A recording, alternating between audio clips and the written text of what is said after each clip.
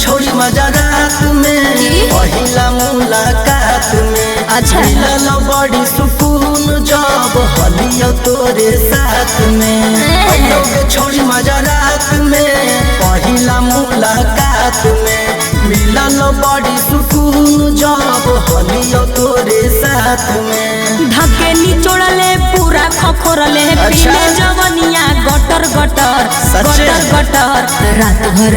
बोली गे की कही रात भर छौड़ा उठैले सटर करोगे नरावा चटर चटर रात भर छौड़ा उठैले सटर करोगे नरावा चटर चटर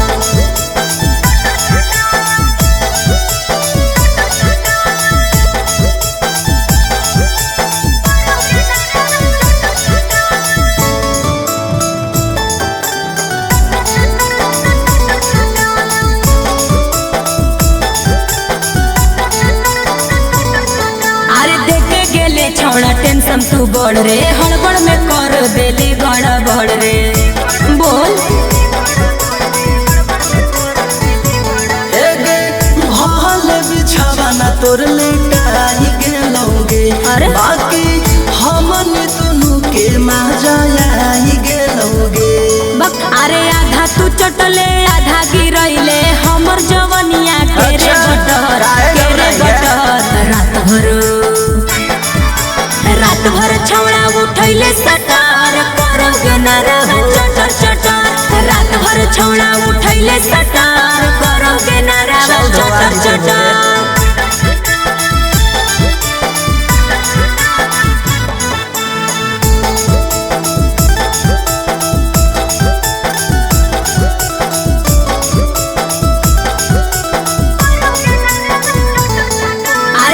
रहलौ निशाना मान ले न सूरज कलियौ जे माना छौड़े हमरा से नाही सवार भेलौगे जैसा ही कोरा में दबैलियो पानी झर गेलौगे लागौरा के सवा सुन ले लहु बजौ पलंगिया पटर पटर पटर पटर रात भर शांत हो जो रात भर छौड़ा उठैले सटर करोगे नरावा चटर चटर रात भर छौड़ा उठैले सटर करोगे नरावा चटर चटर चल ठीक है फिर दोबारा होते।